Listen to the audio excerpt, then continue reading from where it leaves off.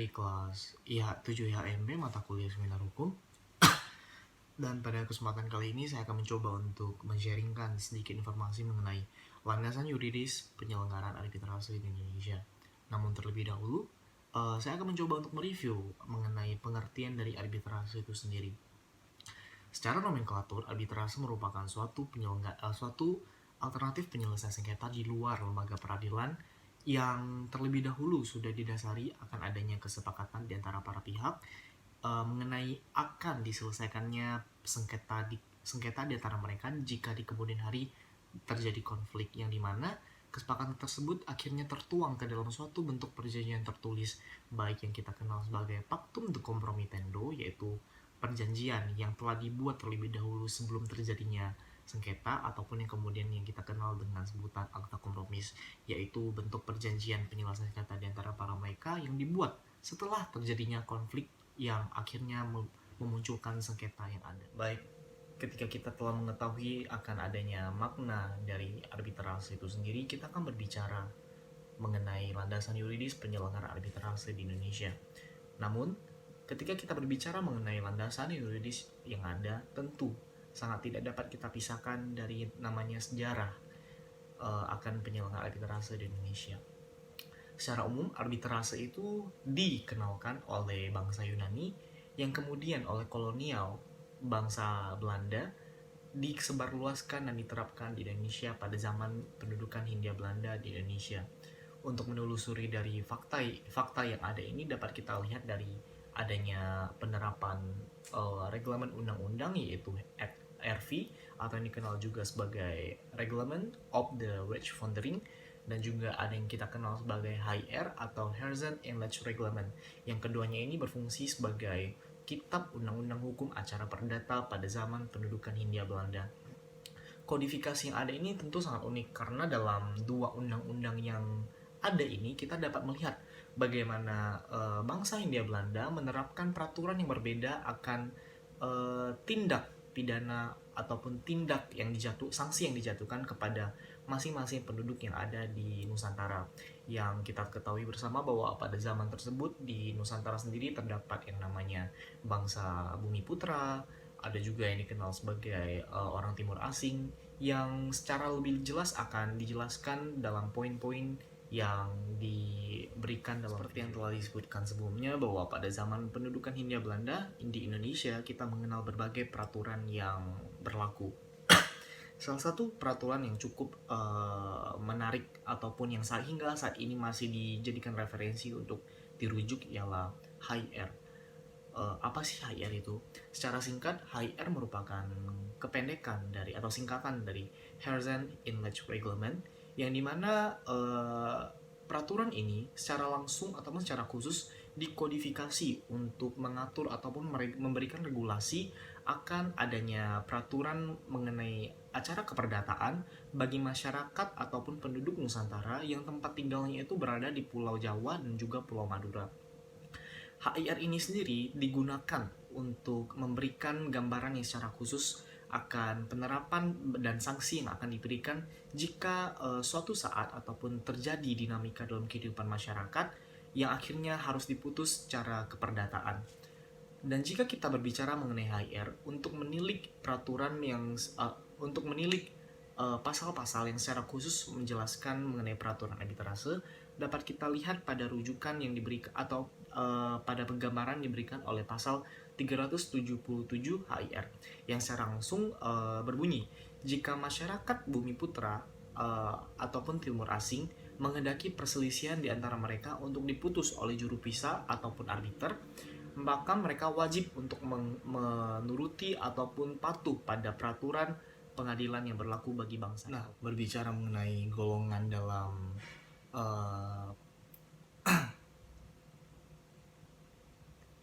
berbicara mengenai golongan penduduk pada zaman Hindia Belanda sendiri, seperti yang saya sempat mention sebelumnya, bahwa untuk HIR berlaku bagi masyarakat Nusantara ataupun Bumi Putra yang tempat tinggalnya itu berada di Pulau Jawa dan Pulau Madura.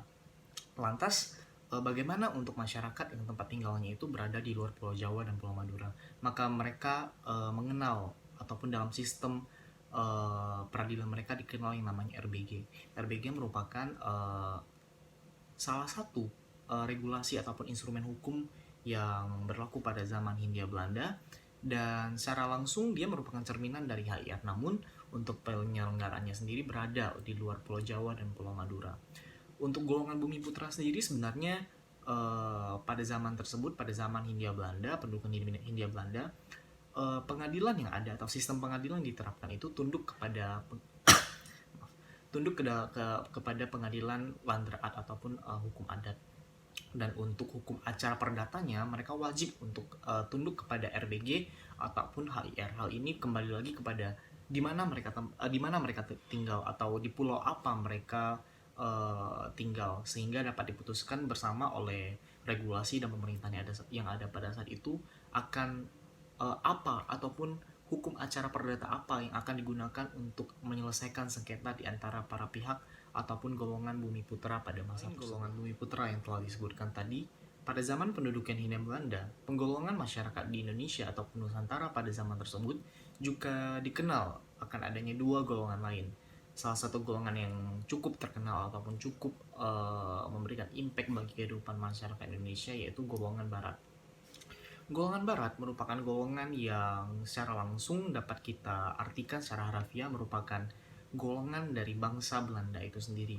Dan untuk golongan ini, dalam sistem hukum acara perdatanya, mereka tunduk ke dalam Burgerlijk-Wetboek ataupun yang kita kenal pada zaman sekarang sebagai BW, ataupun yang oleh undang-undang ataupun oleh undang peralihan kita lebih kenal sebagai Kitab Undang Hukum Acara Perdata pada zaman ini. Dan untuk pengadilan yang ada, mereka harus tunduk kepada Raad van Justice ataupun yang kita kenal pada zaman tersebut sebagai RVG.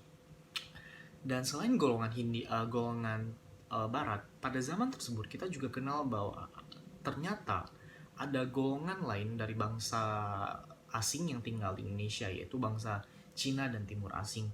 Dan untuk kedua golongan ini akhirnya pada zaman tersebut diwajibkan bahwa mereka wajib untuk tunduk kepada sistem hukum acara perdata yang berlaku bagi bangsa Barat. Namun ada beberapa hal yang akhirnya dikecualikan. Dan akhirnya setelah zaman pendudukan Hindia Belanda di Indonesia selesai, setelah Indonesia akhirnya mendapatkan kemerdekaan pada tanggal 17 Agustus 1945 oleh Undang-Undang Peralihan, khususnya pada pasal 2 Undang-Undang Dasar 1945 dijelaskan bahwa segala badan negara dan peraturan yang ada akan berlaku secara langsung selama oleh undang-undang hal tersebut belum ditiadakan. Hal ini juga berlaku akan yang namanya HIR dan juga RV yang hingga saat ini tetap kita jadikan rujukan akan penyelenggaraan arbitrase di Indonesia. Baik, sekilas review kembali bahwasanya untuk pada zaman Hindia Belanda sendiri kita mengenal akan adanya RV, yaitu Reglement of the Reichsverfassung, terus ada yang kita kenal sebagai HIR yaitu Harzan Inlet Reglement, dan juga RBG yang merupakan Reglement for the Berchtesgaden, maaf untuk kesalahan pronunciation, dan juga ada Burgerlijk-Wetboek. Dan selain itu, ketika Indonesia akhirnya mencapai kemerdekaan pada 1945, terdapat beberapa edition ataupun peraturan tambahan yang akhirnya mengisi kekosongan peraturan mengenai arbitrase di Indonesia. Di dunia sendiri, arbitrase mulai tampil di kancah dunia, khususnya pada saat dibahas ataupun diselenggarakannya Konvensi New York pada tahun 1958, yang kemudian oleh Indonesia. Konvensi tersebut akhirnya diratifikasi oleh Kepres nomor 34 tahun 1981 tentang pengakuan dan pelaksanaan putusan arbitrasi asing. Dan kemudian ternyata setelah adanya ratifikasi melalui Kepres tersebut, peraturan mengenai arbitrase lantas terus berkembang, yang kemudian akan saya jelaskan pada video kali ini. Baik, sebagaimana yang telah dijelaskan sebelumnya, semenjak kemerdekaan negara Indonesia, tepatnya pada tahun 1945, eksistensi akan penyelenggaraan arbitrase di Indonesia kian diperhatikan. Adapun kita dapat melihat akan adanya Undang-Undang Nomor 14 tahun 1970 tentang ketentuan pokok kekuasaan kehakiman yang secara langsung memperkuat legalitas penyelenggaraan arbitrase di Indonesia. Hal tersebut juga kian diperkuat akan adanya Undang-Undang Nomor 14 tahun 1985 tentang Mahkamah Agung yang dengan secara eksplisit memperkuat legalitas dan menyatakan bahwa arbitrase merupakan bagian dari sistem hukum di Indonesia selagi tidak ada undang-undang yang menghapuskan ataupun menentang peraturan yang diatur oleh yang dimuat oleh Undang-Undang Nomor 14 tahun 1985 tentang Mahkamah Agung.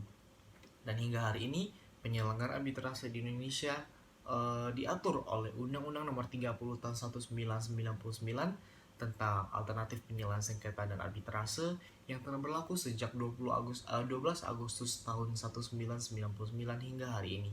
Tentu mengingat akan adanya globalisasi dan kehidupan yang kian berdinamika, sudah seharusnya Undang-Undang Nomor 31 tahun 1999 ini harus direvisi, mengingat arbitrase merupakan praktik yang sangat tidak dapat kita pisahkan dari kehidupan bisnis, dan kehidupan bisnis tentunya akan terus bergerak maju mengikuti perkembangan zaman yang ada. Dan dengan adanya undang-undang yang fleksibel, undang-undang yang mampu untuk menaungi kepentingan dalam penyelesaian sengketa yang dilakukan oleh pihak di luar pengadilan, tentu akan sangat membantu investor ataupun bangsa Republik Indonesia itu sendiri dalam memperkuat dan memprevensi apa yang akan mereka gunakan atau apa yang akan mereka laksanakan dalam kehidupan berbisnis mereka. Saya kira sekian yang dapat saya sampaikan atau yang dapat saya bagikan dalam video tentang landasan yuridis penyelenggaraan arbitrase Indonesia ini. Untuk sekedar mengingat kembali bahwa ternyata di Indonesia kita mengetahui banyak sekali landasan yang digunakan dalam penyelenggaraan arbitrase, yaitu antara lain ada RV, ada HIR, ada RBG, dan yang hingga saat ini oleh peraturan peralihan undang-undang dasar masih dapat kita gunakan selagi tidak ada undang-undang yang secara eksplisit menghapuskan ketentuan yang diatur oleh mereka. Lalu ada BW, ada Kepres yang secara langsung meratifikasi Konvensi New York tahun 1950, juga ada Undang-Undang Nomor 14 tahun 1970 tentang pokok kekuasaan kehakiman, lalu ada Undang-Undang Nomor 14 tahun 1985 tentang Mahkamah Agung, dan yang terbaru dan yang hingga saat ini masih berlaku ialah Undang-Undang Nomor 30 tahun 1999 yang berlaku sejak 12 Agustus 1999 tentang arbitrase dan alternatif penyelesaian sengketa. Demikian yang dapat saya sampaikan. Terima kasih atas atensinya.